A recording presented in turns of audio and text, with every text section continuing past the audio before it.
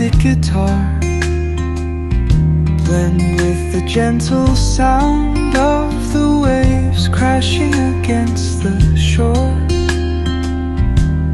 A serene melody weaves through the breeze. చెప్పిన మాట ప్రకారం మీ అందరికీ దాదాపు 500 మందికి జాబులు ఇచ్చే కార్యక్రమంలో ఈ రోజు ఆర్డర్స్ తీసుకుంటూ మీ అందరికి కూడా శుభాకాంక్షలు తెలియజేసుకుంటూ, దీంట్లో మన గవర్నమెంట్ రాకముందు కాంగ్రెస్ పార్టీ వస్తే పవరే ఉండదని చెప్పింది. మేము 24 గంటలు ఇస్తున్నామని చెప్పిండు. మీ అందరు కూడా ఐడియా ఉంటది. 24 గంటలు ఇస్తున్నామని చెప్పినప్పుడు నేను ఒక సబ్స్టేషన్ వెళ్ళి లాగ్ బుక్ చెక్ చేస్తే ఎప్పుడు కూడా 12-13 గంటలకు ఎక్కడ ఇచ్చినట్టు ఆ లాగ్ బుక్ లో రికార్డ్ లేదు. ఆ ఆపరేటర్ చెప్పింది 12 గంటల కంటే ఎక్కిస్తలేమని. కానీ ఈ రోజులలో మేము ఎక్కడ కరెంటు పోకుండా వాళ్ళ మాటలు కూడా ప్రజలు నమ్మలేదు. మినిమం 16-17 అవర్స్ చెప్పడం ఎకరం ఎందుకు పోకుండా ఈ రోజు హైయెస్ట్ ప్యాడీ పండించిన స్టేట్ గా మన తెలంగాణ రాష్ట్రం దేశంలో ఉన్నది. పవర్ విషయంలో చాలా చెప్పిండు. కాంగ్రెస్ వస్తే కరెంట్ ఉండదని చెప్పి ఈ 20 మాసాలుగా మీరు ఏ విధంగా మెయింటైన్ చేస్తున్నారని మీరు చూస్తున్నారు.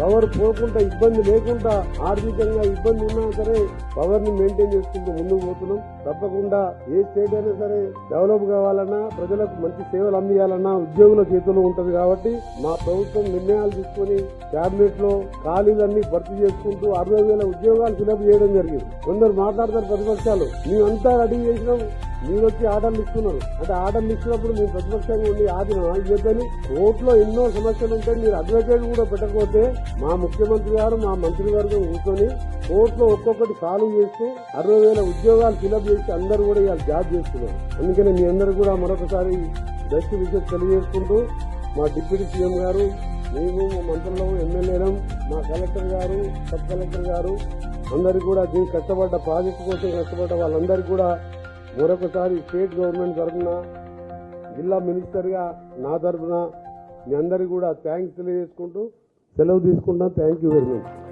సూపర్ క్రిటికల్ టెక్నాలజీతో నిర్మించిన ఈ ప్లాంట్ పొల్యూషన్ ఫ్రీగా ఎప్పటికప్పుడు మీరు జాబ్ వచ్చిందంటే మీరు నేర్చుకోవడం చదువుకోవడం బంద్ చేయొద్దు. మీకు ఇంకా కూడా దాని మీద డెప్త్ గా చదువుతుంటూ ఈ ప్లాంట్ లో చుట్టుపక్కల మిర్యాడ కూడా దామరచెర్ల, నేరడిచెర్ల గాని, తండాలు గాని పొల్యూషన్ పెరగకుండా టెక్నాలజీ ఏదైనా సరే మనం రాను పొల్యూషన్ పెరిగే అవకాశాలు ఉంటాయి. కాబట్టి మీరందరూ కూడా కష్టపడి పైకి రావాలని, ఆ ప్రాంతాన్ని అభివృద్ధి చేసే విధంగా ఈరోజు దేశంలో నిర్మిస్తున్న 29,000 మెగావాట్ల థర్మల్ ప్లాంట్లలో పెద్దది ప్లాంట్ మన ప్లాంట్.